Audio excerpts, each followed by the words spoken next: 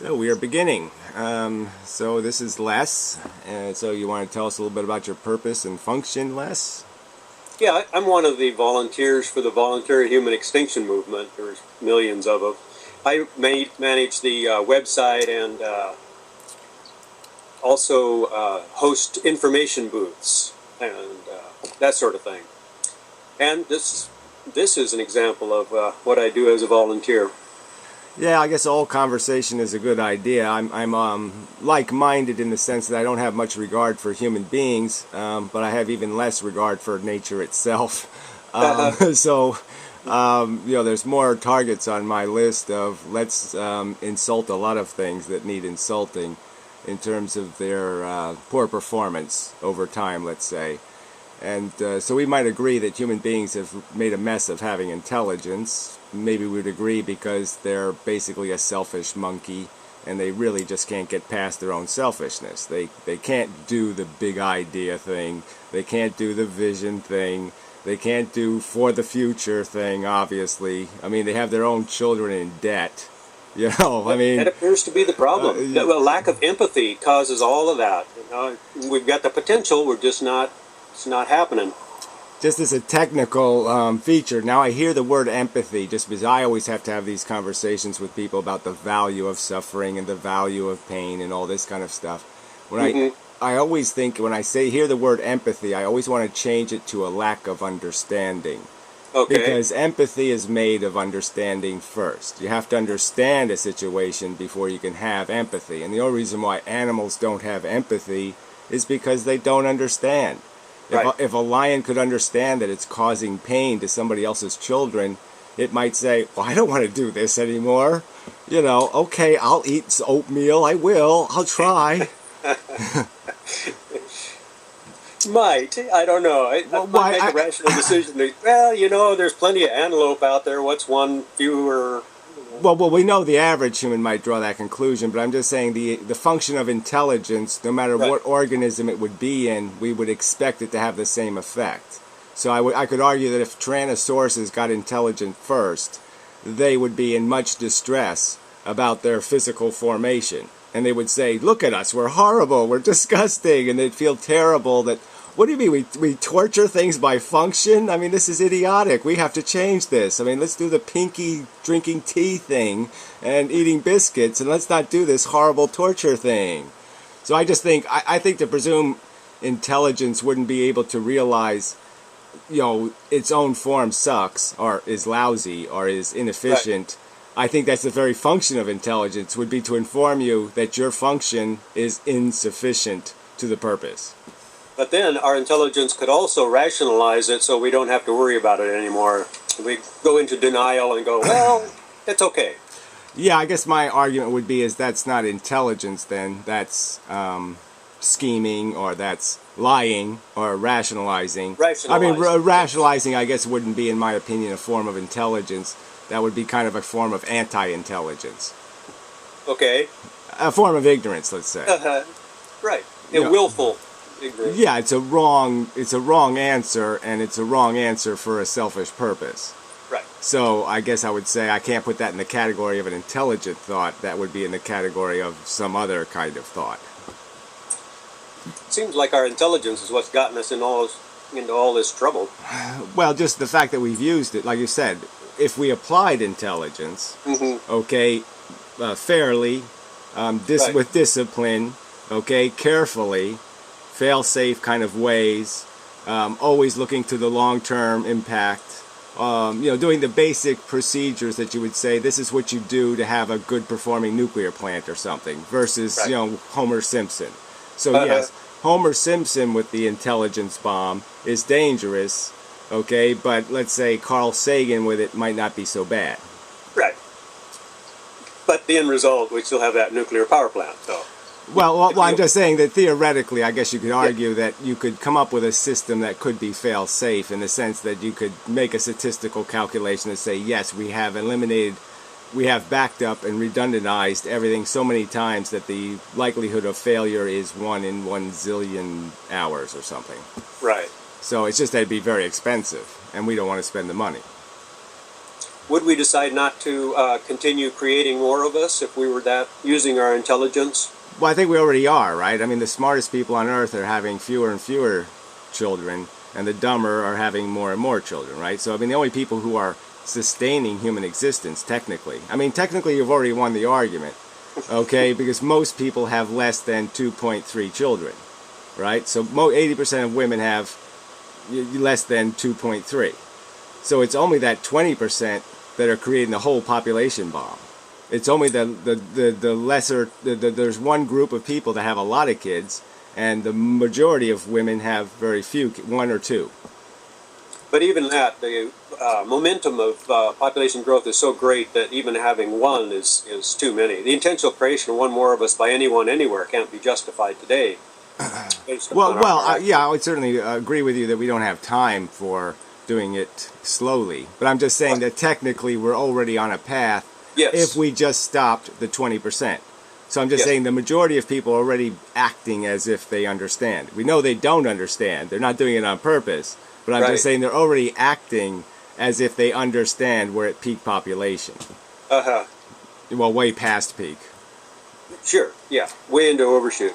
So if we can provide reproductive freedom for everyone on the planet, it would go a long way. Is that other 20% that you're talking about? I wouldn't even want it to be freedom. I think we should extort them. I think we should bribe them out of their fertility.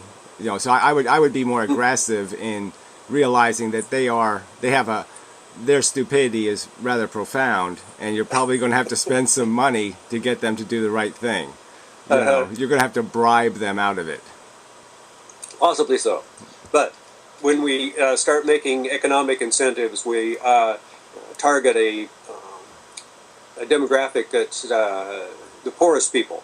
And in America especially, that gets into ethnic, the difference, our institutionalized racism has caused a larger number of ethnic minorities to be in that demographic.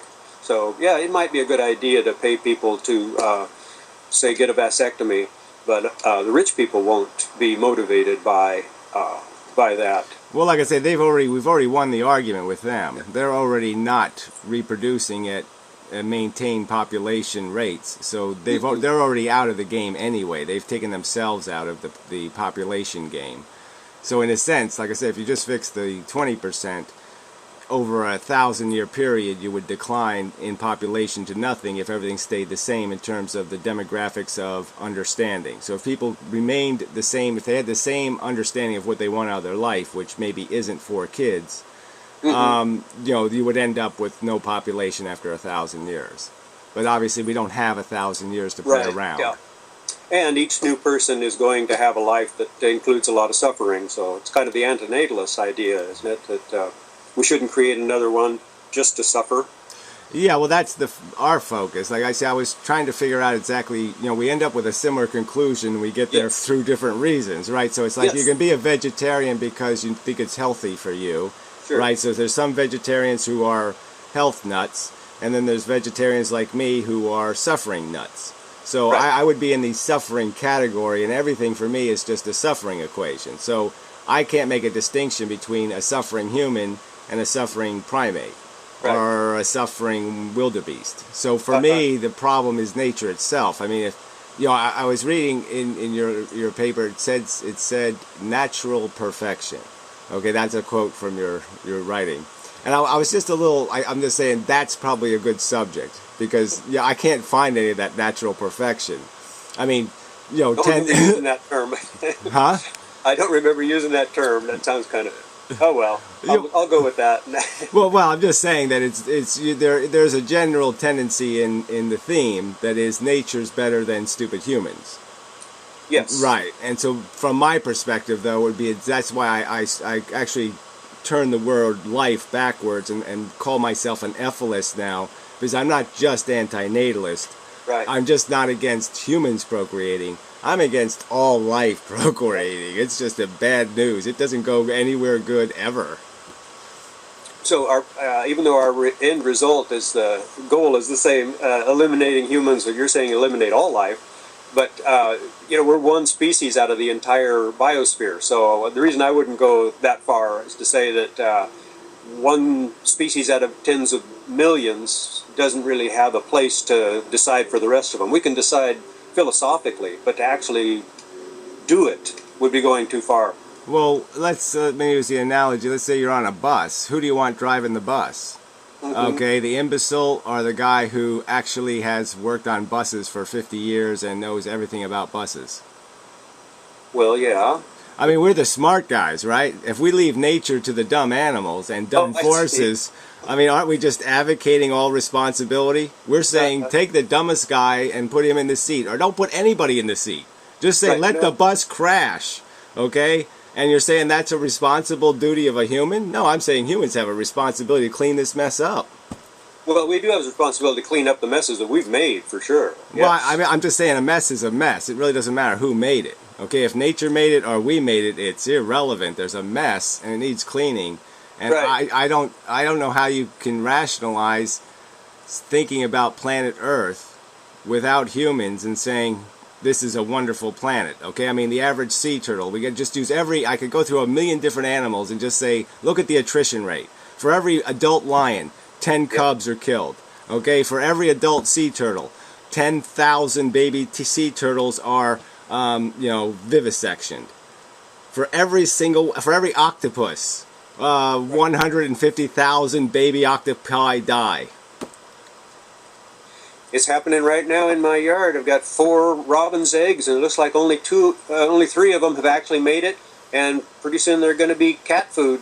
They're taking the worms out of my yard and giving it to the nestlings. But when they become fledglings, they'll probably become food for something else. Well, I'm just saying that the amount of torture, quote unquote, is going on planet Earth without humans is incomprehensibly bleak and horrid. And I just don't see how the planet is improved by taking the one animal that can actually understand, the one animal that can actually do something about it, and taking him out of the game first. Well, if the idea is to reduce suffering, it's pretty hard to quantify suffering, but just as a rough guess, I'd say half of the suffering in the world is due to humans. Of course, all of our suffering is due to ourselves. Yeah, so that's a fundamental disagreement we have, because I would be like 99.99999999999% of the suffering in the world is created by the natural process. The natural process has no empathy, it has absolutely no capacity to give a damn how much suffering it causes. Nature will torture you if it's to the advantage of a DNA molecule, and it just couldn't care less how efficient it is. No, that's true. But maybe the suffering that we inflict is even worse because we know better. Well, I wouldn't disagree that the fact that we know better is humiliating. Okay, I mean, it's embarrassing to be human. I'll grant you that I would concede that I'm embarrassed by my species. But I'm still going to argue that, by scale, we can't even come close to the horror that nature has imposed. You could even go through the Holocaust of like the asteroids that hit, and they radically change the environment, and zillions of organisms die slowly and miserably in attrition. Right. It's just brutal out there. It is. But is it our place to decide that that's not a good thing to have happening? Yeah, I'm still go back to my bus driver example. If there's nobody driving the bus, I mean, how do we not jump into the seat? I mean, how could I possibly say, oh yeah, let the stupid guy have the it's like having a mangala with no brain. I mean, a mangala with a brain is bad enough, but a mangala with not even a brain, I mean, it's just torturing stuff for no good reason to replicate a molecule. Is nature doing something else, in your opinion, besides just replicating molecules? I would hope so, but that seems to be the case. From the observing from the outside, that looks like what's happening. Yeah, I mean, do you have like an underlying theory? Like, there's some people who are pantheist, or I mean, I'm assuming you're not substantially religious, but I mean, do you have some theory of Gaia, or some theory that the universe has some sort of notion that life is precious somewhere in its core? No, it all just happened, I think. Okay. I don't see any rationale or any meaning. Our lives have no intrinsic meaning. The only meaning that we can have is what we give it. artificially. Well, that's another good subject, see, because there's a lot of people, I have this argument in philosophy a lot about whether we project value or project meaning or whether we discover it. So I guess I would argue that we discover, like Columbo, we go to the crime scene and we discover what happened, and that we discover value in the universe. That's a part of the understanding thing. Part of empathy is understanding. It's not just a silly reaction. It's a reaction based on logically understanding a circumstance. And so I would say that our decision that there is value happening or there's something bad happening in the universe, let's say the 6 million Jews in the concentration camp, okay, we can understand that is bad. And it can't be something else, all right? It just is bad. There's no rational alternative theory, okay? There's only one rational theory, and that is that's not a good thing. That's right. We could agree on that. Yeah, so I'm just saying that that's how I would justify jumping into the driver's seat, is that I know what's going on this planet isn't a good thing. Even if humans aren't here, what's going on this planet is Jews in concentration camps. There is bad business going on planet Earth. And That's what we can see it as, but that's our judgment of it, our subjective judgment. See, again, but you're going subjective, and I'm saying, just like the Jews in the concentration camp, I don't think it's a subjective. I don't think it's a subjective. I think it's a fact. Okay, and there's no rational alternative theory.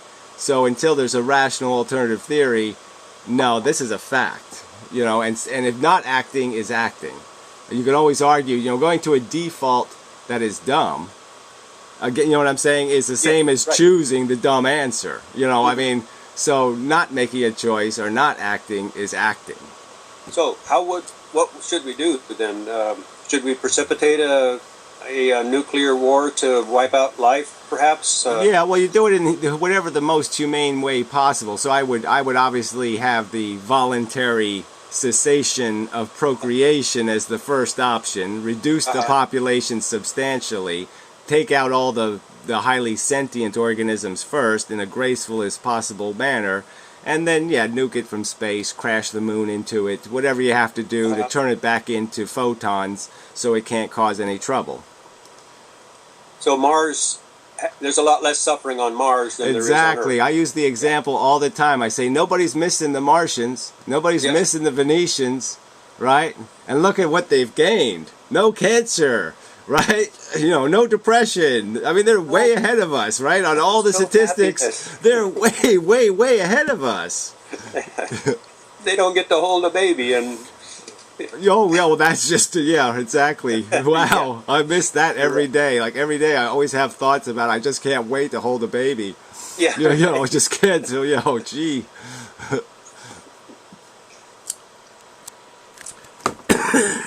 Sorry. Well, we agree on quite a few things. Maybe it'd be more fun to talk about that part. Like, I saw one of your YouTube Skypes or whatever it was. Somebody was, the instinct to breed, saying that it's a biological, our breeding is biological, and that's only natural. We would follow our biological urges. It's unusual to hear somebody say, no, it's that we have an instinct to have a sex, and babies come from that. And all species have that instinct. It's not an instinct to breed, it's an instinct to engage in activities that lead to breeding. Yeah, well, I think it's another one of these examples where the game is really a duper's game, or a schemer's game, or a liar's game, right? So nature found out it can manipulate us dishonestly, so to speak, right? I mean, the evolutionary advantage of procreation it could create by just creating this little shortcut of let's make them want to do this activity that creates babies, right? So it didn't make a fair deal with us. It didn't give us a contract and say, here, you want to procreate. No, it just gave us a cheat. It extorted us in a way, manipulated us in a way, with a simple little catch that would create the behavior even though it wasn't our intention. Right. We wouldn't do it if it served the function. Everything else from the beginning of the first life until now. If it doesn't serve Yeah, especially I think the female animals have really got the rip-off, right? Because I think they would, I'm sure they have an apprehension about doing that again, right? They might have had the pregnancy, I think, happen and say, I never want that to happen again. Right. But because they're ignorant, they don't know how it happened, so they end Right. up having it happen again. So they can't even use their aversion brain mechanism to avoid it. Even though they want to avoid it, they can't. And that's another one of the rackets of nature, that it doesn't even give them the option to use the facility of their intelligence, you know, when it would be, that would be the fair deal, obviously. Right. And humans could do that too, I would think. Use their brains to decide, I don't want to do that again. Yeah, well, I think that's why a lot of modern women do make the decision. You know, it's because they do have the freedom to make the decision. You know, Right. and that's the substance of it. Some of them have the one kid and they realize, well, I really don't want to do that again. Right. And a lot are realizing that they don't want to have any, but they have the option of other things. That's why it seems like stupid people don't breed as much as smart people. What I think what it really is people with more opportunities don't breed, and you know, Yeah, I still argue that it's kind of an evil stupidity. The ignorance is so loud, you know, because there's people in the world who are having kids just to pass on their name, or they're having kids to farm their farm, or they're having kids as social security policies, or as lottery tickets. They're so maniacal or manipulative, so selfish, you know, in the purpose, that I can't give them any latitude. I'd like to say they're just stupid, but they're Right. rotten. They're rottenly stupid. by our standards of intelligence, there are a lot of very intelligent people who are wanting to pass on the family name, for example. Yeah, and I'm just saying there's a rottenness to that self-interest. Okay, when you expose somebody to harm, or you are neglectful, you know, it's like driving without good brakes on your car, or driving drunk. I've used these analogies, but you know, if you're playing games with procreation, you can't get much lower than that. I mean, a sloppy Frankenstein? I mean, at least Frankenstein was a doctor. I mean, he was a scientist. He was qualified in a sense to play the game. These guys have no qualifications. They just pick any whore and say, yeah, put my name on that kid. They're a little more selective than that, but yeah. Yeah, well, I guess what I'm saying is in the third world, it doesn't seem like it's much more selective than that. You know, I mean, some of these people, I mean, they're killing their female babies, you know, just because it's of no real value to their namesake and their family power. For sure. That status of women in, well, all over the world. There are very few places where you have gender equality. It seems like an important first step in human development. I mean, we're talking about patching up a bad job here with any improvements we make on humanity and our social systems.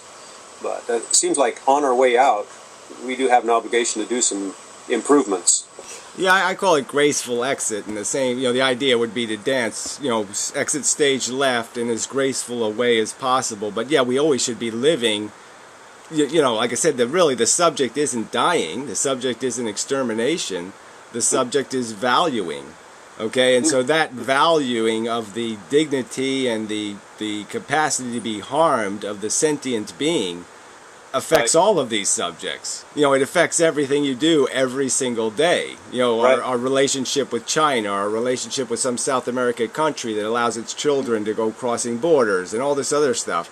I mean, all of these issues are related to the fact that you either care about sentient suffering or you don't. So while we're here and before we can figure out a way to erase life on Earth, what do you think we should do for the planet, or for ourselves, or for life? Yeah, well, like you said, it's always a hard answer just because we don't have time. You know, if we had time, if we could say, well, we have 1,000 years to fix this problem, well, then you could say, okay, there's lots of plans I have. But when you have to do it today, you know, then you start getting radical and you start saying, all right, let's make a car bomb or something, or let's, you know what I mean? You get desperate because you don't have time to do it the right way, so you have to do it some kind of, cheater's way or whatever the thing is to get the job done. So it's always hard, but I'm just saying, of course there's lots of political solutions. I mean, the whole economy thing is insane. I mean, this whole inheritance thing, billionaires, controlling us, it's all quite unfair and inequitable and nonsensical, and it's a waste of resources. So, I sort of see it as an engineering task, right? We're trying to make a car, and we're trying to make a car that uses as little gasoline as possible and goes as many miles as possible. And so we know what the good and bad things are. We know what the gasoline is suffering. We know what the miles are is the comfort, human comfort. So we want to get the most human comfort, or animal comfort, out of the fewest suffering put in the tank. And that equation can be applied to any political circumstance, and you just do this long-term versus short-term. So yeah, we should be doing all this renewable stuff, because although it's not very practical today, it will be practical over 20 years. I mean, so that's what you have to invest in, is in the future. You can't invest in the people living today. You have to invest in the people living tomorrow. And try not to create more of them. Well, that's the idea, obviously, and to do that, you have to have this strangled conversation with the world. And really what we're having, I mean, from where I'm looking at it, is I have to motivate the people that are already sensitive to the subject, but they won't make a commitment to fixing it. So there's lots of people who are like, they're politically on the right side, but they won't commit to any decision.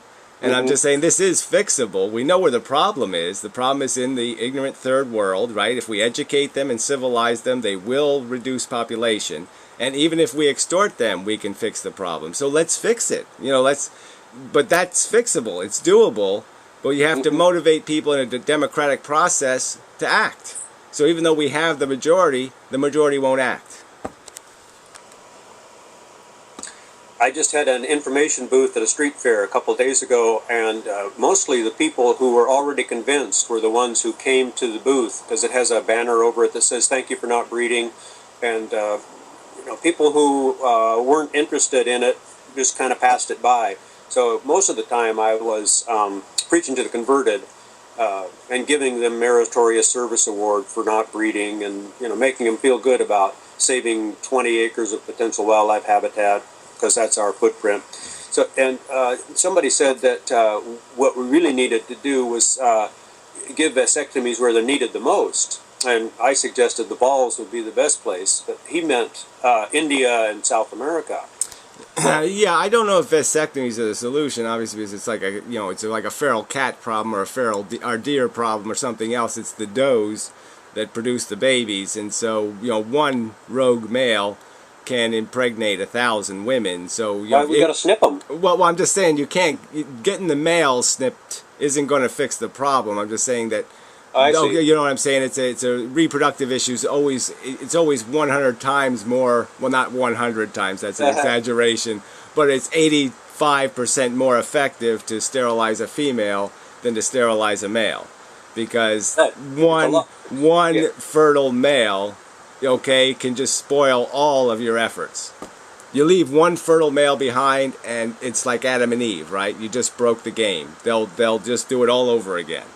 You're assuming that guy is going to be able to get it on with well, I'm just saying, we know that that's usually the game, right? We know the guy who didn't get snipped is probably out there trying to do just that, and even if he isn't, he just doesn't care. Okay, but we know he's probably a casual sexer, and he's probably somebody who can love him and leave him. Okay, so I'm just saying the odds are he's probably is going to be one of those guys who is just going to try to get one-night stands, and he's going to try to have as many women as possible, and he's just going to be a nightmare. I just mean that as a practical matter. Yes. I would subsidize female reproductive sterilization more than male reproductive sterilization. If you look at humans as a herd species, it would make a lot of sense. But you can sterilize 10 men for the cost of one woman. Yeah, I'm just saying that I just think I don't think it has to be that bad, to tell you the truth. I don't think especially the implanted hormones and different things that are pretty cheap. They just have to be maintained every 3 years. But I'm just saying we can give women devices that are pretty effective. I I'm just saying that I think we have to concede that the women have the babies, and that's real. They're the oven, and we got to break the ovens. They do have them, but there's a guy behind every one of those. I see what you're saying. That one guy, 20 billion sperm can. Well, I mean, in Chinese history, right? I mean, Attila the Hun, or whatever the guy's name was, right? They say he wiped out all the other males, basically killed all the other males, and his genes are in 25% of the Chinese population now. I mean, at one point, he was the father of 1 out of 5 babies, or 1 out of 4, right? Which is like an incredible, an insanely. You know what I mean? It'd be hard to pull that off today. Yeah, it certainly would be. But I'm just saying that's the threat of one male. A lot of guys might like to try, but yeah, that's all I'm saying is the like to tryers can really make a mess if you don't do something. You have to have a backup plan. I guess is all I'm saying. Yes. Cover all the bases if possible. Absolutely. So we generally agree. Whatever it takes. But I still like to get back to this, again, you're saving natural spaces or environment, and again, that would be such a nothing argument to me. Like if I came to your booth and you said to me, oh, you just restored to natural richness, an acre of rainforest, and I'd say, well, yeah, that's great for the greenhouse thing and all that crap, but all those animals are now eating each other. It's just a fucking bloodbath. Oh, sorry, a bloodbath. Why should I feel good about that? I'd rather have it covered in asphalt. That's that's the way you'd look at it, and I'd look at it different. So, is it a matter of which one of us gets to drive the bus? What happens? Like, I don't know if humans are in the place. There is no driver. Well, I guess what I'm saying is if I let you drive the bus, okay, right, and planet Earth goes on for 2 billion more years, right, rich and green and full of blood, right, I completely lost. Okay, yeah. Everything I care about is in the concentration camp. I totally lost the war, right? I mean, I just totally lost if that happens from my perspective, because right, humans, from my perspective, are just a tiny fraction. They're just a thin veneer of the problem. Right. Whereas I see it as the goal. There are a lot of different reasons that people are in voluntary human extinction movement, and a lot of them are to preserve what's left of the biosphere. And of course, that wouldn't be your purpose. Yeah, it's an interesting problem that we run into, just because, like I said, I have this with the vegetarian issue, because you're almost right, like sometimes the health nuts get irritating, because they're making arguments that have nothing to do with the subject, or it's even being an ultra vegan or something. They're almost turning it into a religion, and you get to the point where you're saying, you're making us look like a religion. Okay, it's about sentience, you know what I mean? It's not about some spiritual karma stuff. So yeah, that's fine that you want to believe that, but if you go selling the idea based on that, you're just going to make us sound like religious nuts. Mm-hmm. And I guess I'm not impugning you with it. I'm just saying that you're a little bit of a Gaia nut in the sense that you think a green Earth is a happy Earth, where I'm like, no, asphalt. Yeah, let's go with asphalt. It's true. You go out to asphalt, there's not much suffering going on there. Well, it does minimize it. I just don't think it's our call, but otherwise, I know, but who's calling if we don't call, right? I mean, that's the only question I'm saying is why would you revert to a default where, like, say you have a very important decision, okay, button A, button B, really important difference in the outcome, right? Mm-hmm. And you're saying, well, it's not my place. Right. But something's going to press the button, like a fly's going to land on it, or somebody's going to roll Yahtzee dice on it, or, some random event, so to speak, random in whatever that word means in a deterministic universe, but you know what I'm saying. Some non-deliberate event is going to happen, and a button's going to get pressed. So if you don't press it, it is going to get pressed. Okay, you're just saying you're not going to apply your intelligence to the choice. And that's where I'm like, no, you got to apply intelligence wherever possible. You can't let stupid things run things. You can't let stupid things drive things. You always have to fix it if stupid's in control. If there's something in control anyway, or if things are just happening as they happen. Okay, well, so you're leaving some door, like a crack open for, like, there is something better than you. There's something smarter than you somewhere in the universe that might be making the decision to create life. No. That I don't see that as a possibility, that there's any entity making decisions. This just is something, life is just something that happened. I know, but you're saying that the fact that it happened, although it might look bad to you, you're going to assume it's none of your business. And that's the part I don't understand. Yeah, right. Why is it none of your business? Because I see us as 1 in 10, 20 billion, million. I know, but if we're saying dumb processes replicated the first cell, let's say it's just a dumb frickin' process. Why should the dumb process decide to torture animals for 4 billion years? I mean, well, 500 million. 500 million years of sentient life on Earth. Right. Okay? So a dumb molecule decided to torture sentient animals in a meat grinder for 500 million years. And you're saying because it was here first, its authority is, I won't step on its authority. And I'm saying, why wouldn't I step on its authority? It's a friggin' molecule. It's stupid. DNA molecules don't deserve respect. I'm not going to listen to it. I'm going to throw a tomato at it. Yep, I can see your point. Okay, well, I'm not saying you can't see it. I guess I'm just trying to see your point, and I guess I'm just saying this is why I can't see your point, is that I would be desperately trying to get to that driver's seat. Yeah. I guess I'm too much of an anarchist and think that things should go along as they.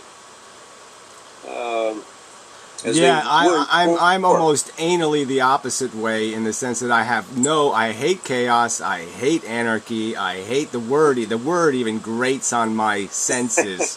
It's obnoxious to intelligence. You design things that are good, need to be deliberately designed, carefully engineered. Okay, the Empire State Building's a rock-solid piece of engineering. You know what I mean? They did it right. You do things right. You don't do things haphazard and sloppy and just let some idiotic, stupid circumstance decide people's fate. If you can control fate, control it with intelligence. Use logic wherever possible. Possibly so. Well, okay, well, I'm just saying, I'm just explaining that's a kind of a personality difference, is that there's nothing relaxed in me or casual in the sense of just letting things happen, because things, I guess it's, I've been like a mechanic my whole life, fixing things, and I just know this is what happens when people don't pay attention, is when things break. You know, and when people don't maintain it is when it breaks. So this is stuff you have to be aware of, the mechanical function, and the function has to be maintained, and the function has an engineering and an efficiency, and that you can fix the efficiency. You can make things better. Sometimes you can fix it. Yes. You know? I just don't think of nature as a machine. Yeah, I think of it as, just the dumbest. I mean, it's a machine that's obviously just a stupid machine, right? Like, precious things in, horror out. Okay, I mean, it's a diamond grinder. It grinds up diamonds and produces, manure. I mean, it's a stupid machine. Mm-hmm. Suffering, it just creates suffering. Is what it creates in the end. Wasted suffering. It looks like it. It looks like a lot of suffering. Yeah. Do you spend much time out in the wilderness at all? Have you gone out to? Well, most of my life, I don't. In my youth, I went to all the places. Yellowstone and the Tetons and the redwoods and the geysers and the this and the that. So I've been all to those places, and I've always had some sort of connection. I used to take care of animals and all that kind of stuff. People, I was a nature boy kind of person. People call me Tarzan, all that kind of stuff. So I've always, and right now I live, in the woods, and I rather nature than people. But I still, I've always had from a very early age, I realized that nature is a cruel engine. That it made crocodiles. I Yeah. mean, it just doesn't care about me. Okay, and it doesn't care about anything else walking around here, and it will just use us up to make molecules. It does. Well, molecules with the life force, it's a little different than just. Well, life force power. is, that's another kind of a religious kind of word, force. But I'm just saying that it's, life is just a replicate. I call it consumption, reproduction, cannibalism, addiction. And those are the ingredients. And they're all lousy ingredients. It's an island planet, so the life started eating its own family. It's just that simple. It's just invidious. I mean, everything is essentially born as a parasite. It has to exploit something to make its living. It has to mug something and steal its star energy. Well, some of them are mutualistic, but Well, I'm yeah, just saying that's just that's almost like the mature marriage, right? Yeah. Yeah, it's just a weird contract of over time we've figured out how to eat each other's poo. So it's still a parasitical relationship. It's just that you've taken the edges off of it and made it interdependent. But we know where it came from. It always starts as a parasitic relationship. It always starts as sucking somebody's blood, so to speak. Yeah, the ideal is given back, but yeah, you're right. So do you try to convince people that that they shouldn't breed, or that they should not create more domestic animals, or? Yeah, I do that. I mean, it seems like inferred in everything I talk about. But, Yeah. I'm saying it's like I don't exactly say to people directly informing them just because I assume them to have a little bit of intelligence. So I say, well, look, there's this value equation, and you really have no right to play Dr. Frankenstein. And that's what procreation is. Procreation is playing a game with something else's welfare. Okay? And you don't have an insurance policy. Right? You have no insurance for when it goes wrong. How are you going to clean it up? There's no undo button. Okay? No. So if the whole thing goes hideously wrong, what are you going to just say? My bad? And that's enough? That's good enough? Well, it's not good enough. Okay? Right. You don't have consent. You got no business. When you don't have consent, you have to be perfect. That's one of the arguments I've been making lately. When you don't have something's consent, if I steal your mortgage money, or something, I steal something, your house deed, and I go gambling in Las Vegas, I better be sure I'm going to win, or I have no right to do it. So unless I'm absolutely certain I'm going to win, I have no justification for risking your welfare. Right. And you can't be sure. Exactly. So that's just the game. So until you perfect your life game, you have no right to force somebody to play it. That's sort of Benatar's asymmetrical pattern. Yeah, well, I've defended Benatar's asymmetry a lot, in videos. Done a lot of videos about rephrasing this idea of the, not bad idea. The not bad being a good by default. When you have a not bad, it's automatically a good. A not bad is a good. You just can't avoid that fact. Right. And that's the substance of the asymmetry, is essentially just realizing that not bad is win.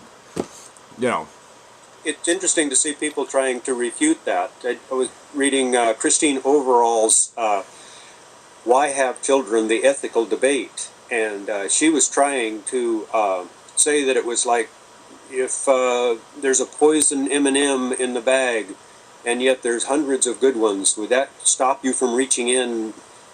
These analogies break down in a hurry. That's not at all. Yeah, well, that's the joke of it, right? Because my answer would be yes.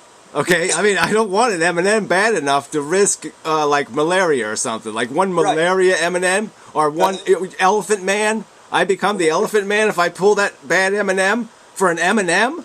Yeah, I'm not doing it. Okay, you got to have something a lot better than M&Ms. Right.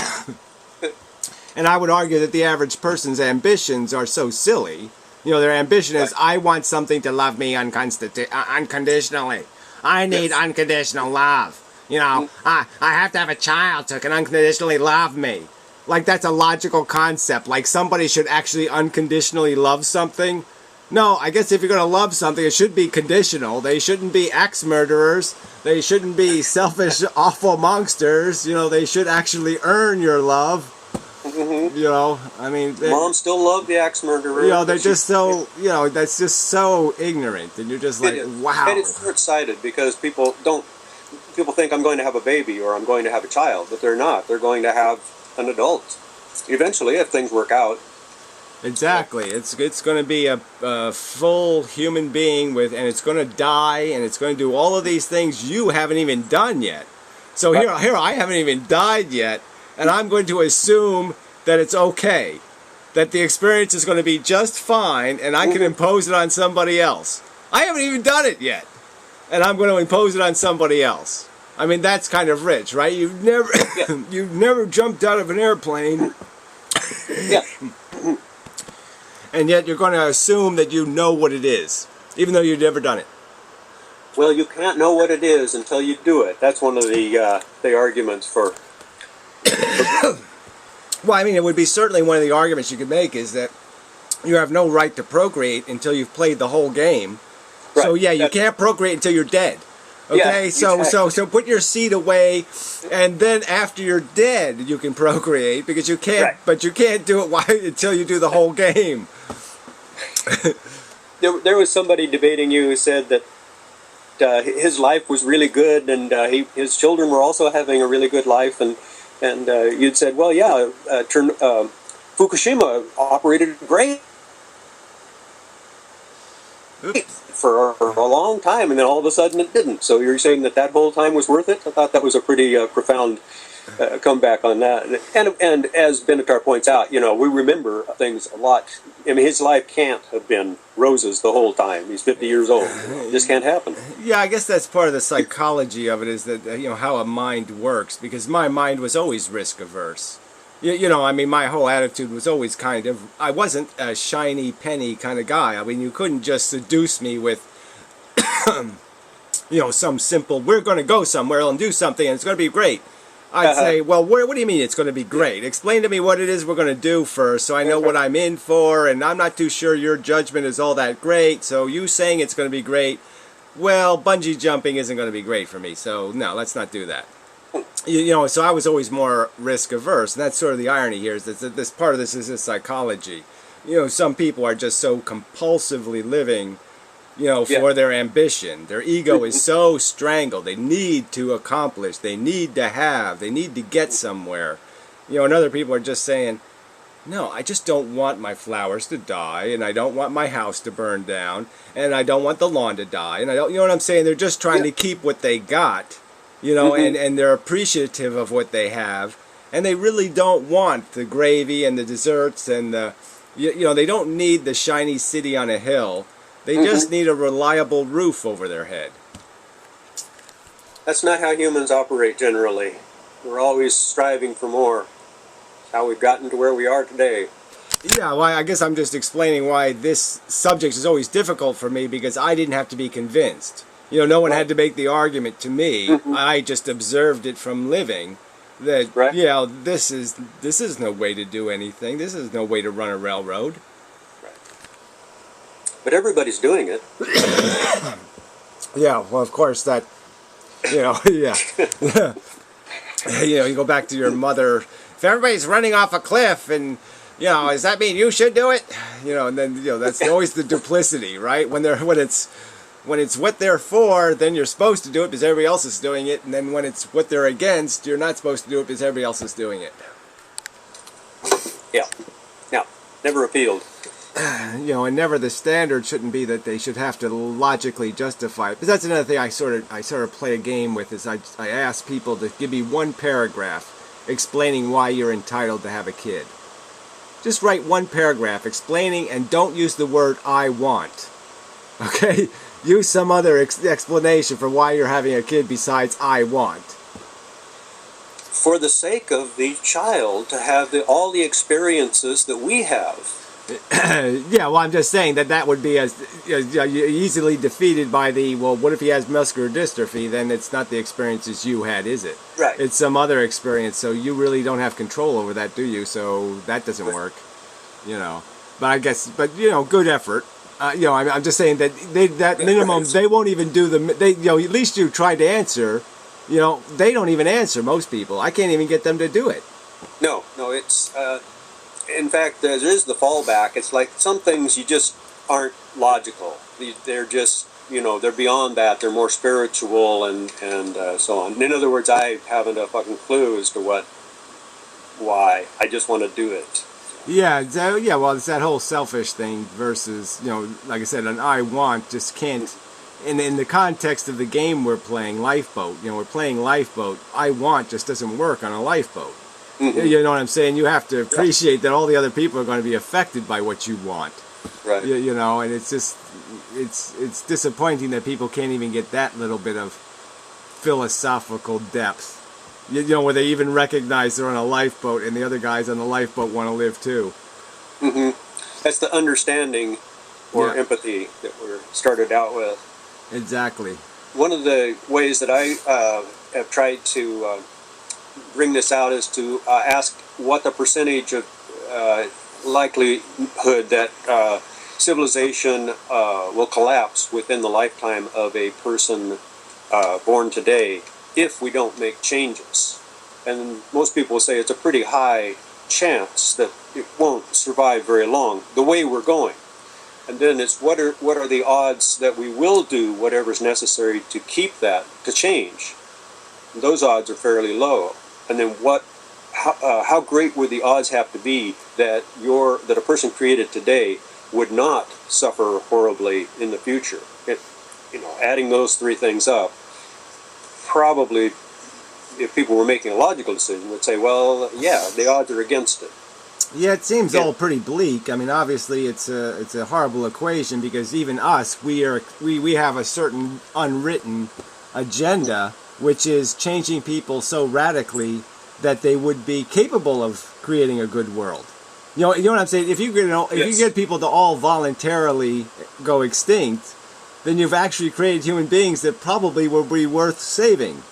It's true. So that's the irony of it, is that that's the dilemma we're in. But I mean, clearly, I see it as the dystopian thing. We're not going to just die off.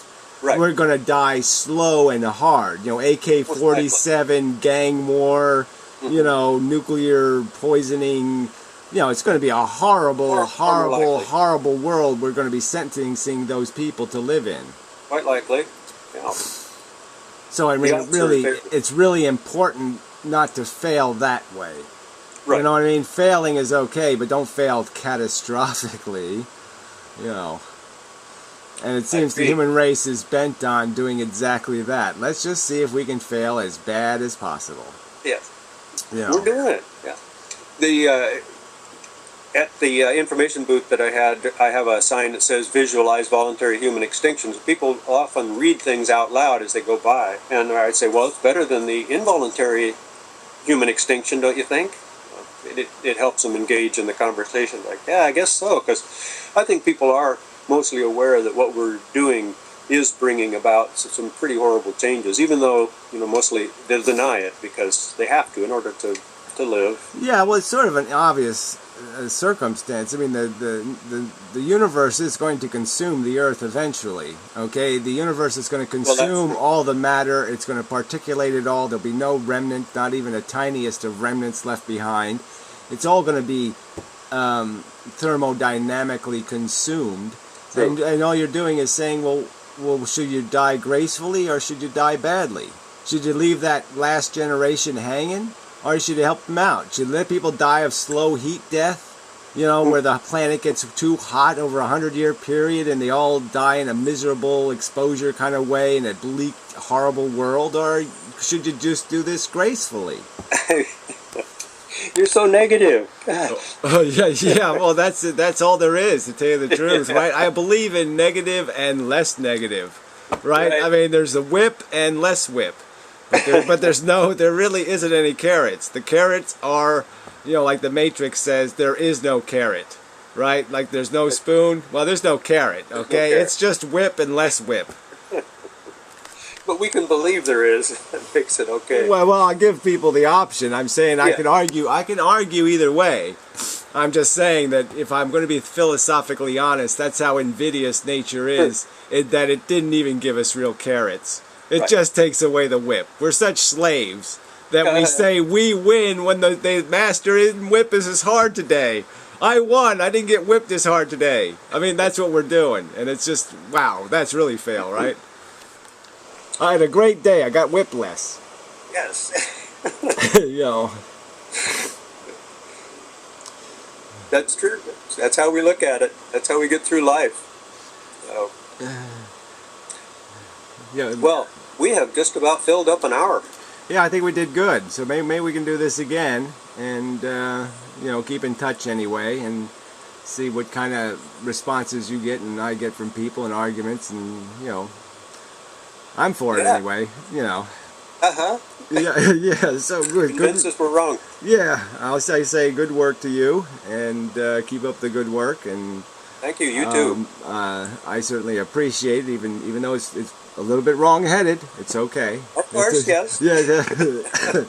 All right, well, really, thank you very much. It was really a very nice hour. Thanks. Thank you. Okay, take care.